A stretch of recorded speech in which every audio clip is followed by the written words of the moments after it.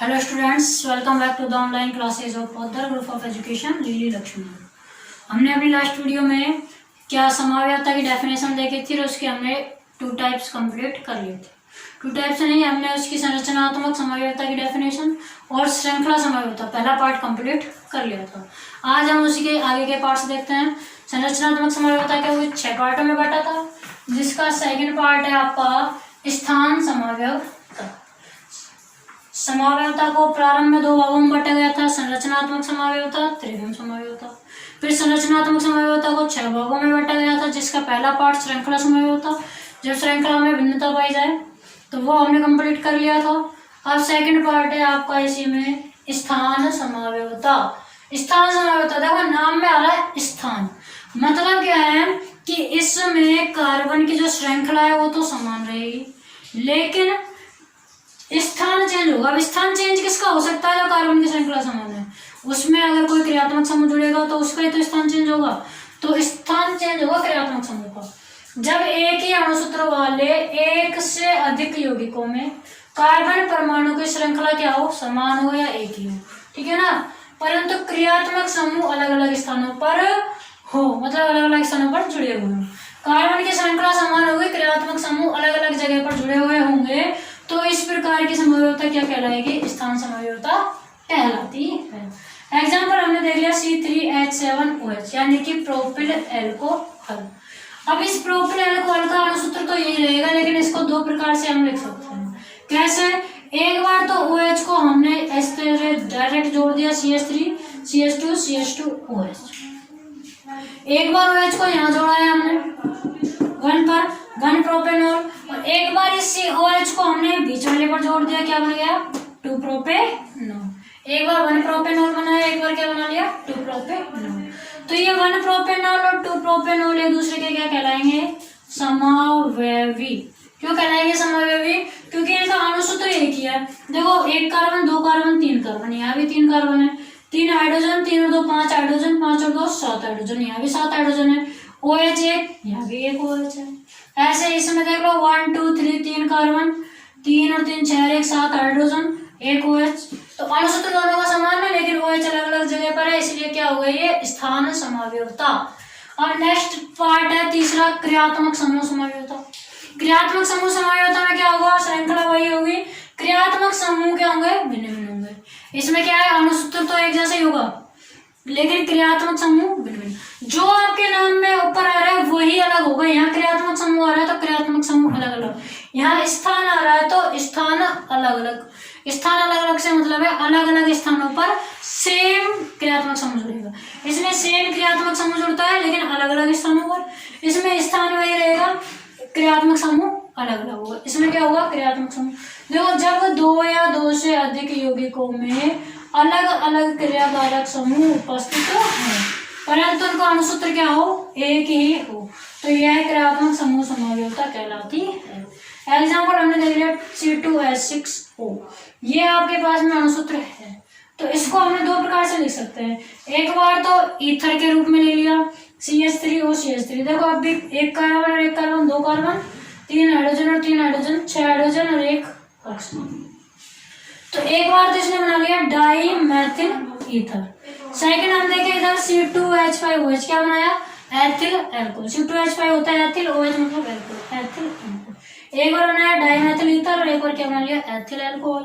और ये दोनों क्या कहलाएंगे? एक दूसरे के समावेशी। यहाँ पर किस रूप में? ईथर के रूप में जुड़ा है क्रियात्मक समूह, और यहाँ पर एल्किल एल्कोहल के रूप में।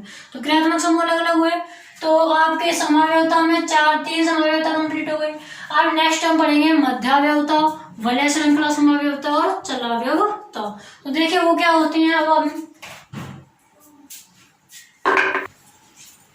देखिए, अब नेक्स्ट है आपकी 4th टाइप मध्याव्यवता। मध्याव्यवता क्या होती है? मध्याव्यवता में जितने भी समावयवी होंगे वो सारे क्या होंगे? एक ही फैमिली के होंगे, मतलब या तो सारे ईथर होंगे या सारे क्या होंगे? कीटोन होंगे। इस प्रकार की समाव्यवता में यौगिक एक ही फैमिली के होते हैं, और इसमें एक ही क्रियात्मक समूह से विभिन्न एल्किल मूलक जुड़े रहते हैं।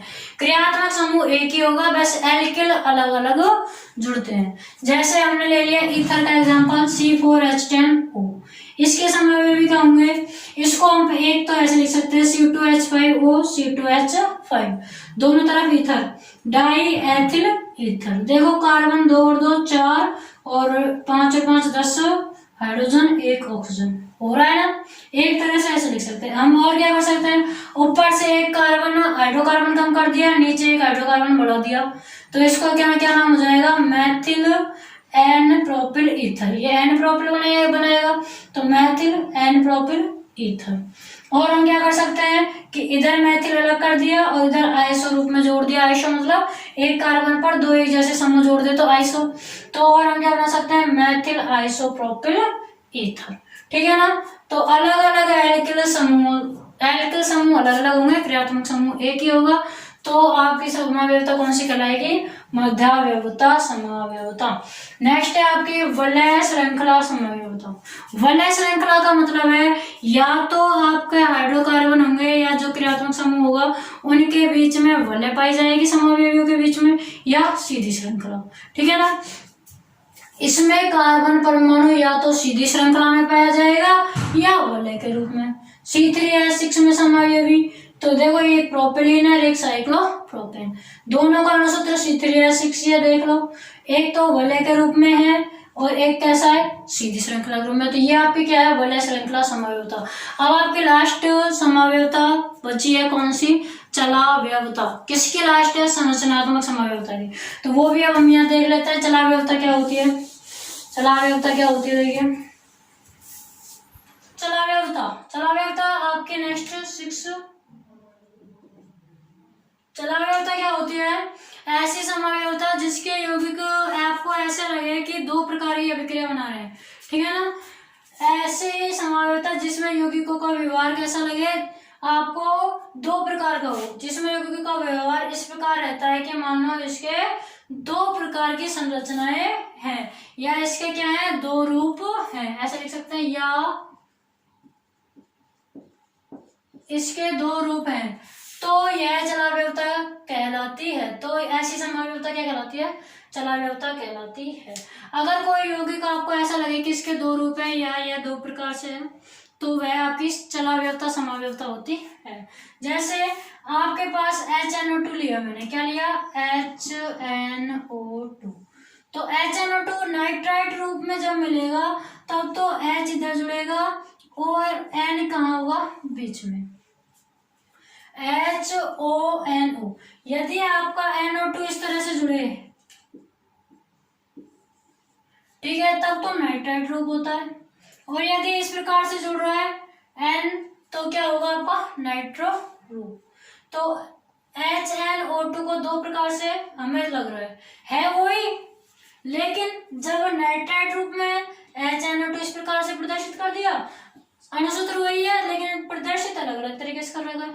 यौगिक एक ही है HNO2, लेकिन हमें क्या लग रहा है कि इसका जो रूप है वो अलग अलग है, एक बार ये रूप है एक बार ये, इसको नाइट्राइट बोलेंगे, इसको क्या बोलते हैं, नाइट्रो। ऐसे ही साइनाइड रूप, साइनाइड यदि C आ गया है, C से साइनाइड, ठीक है ना, और यदि N आपको आ गया हो तो फिर वो होता है आइसोसाइनाइड। हमेशा ध्यान रखना, C आ गया तो साइनाइड बोलेंगे और N आ गया है तो आइसोसाइनाइड। C पीछे गया तो साइनाइड भी पीछे चल जाएगा, पहले क्या, आइसोसाइनाइड। तो ये आपकी क्या कहलाती है, चलावयवता। अब आपका जो है समअवयवता का फर्स्ट पार्ट कंप्लीट हो गया, संरचनात्मक समअवयवता। नेक्स्ट आपकी है त्रिविम समअवयवता। त्रिविम समअवयवता के 3 पार्ट, प्रकाशिक समअवयवता, संरूपण समअवयवता और ज्यामितीय समअवयवता, वो हम करेंगे अपनी नेक्स्ट वीडियो में। Okay students, thank you.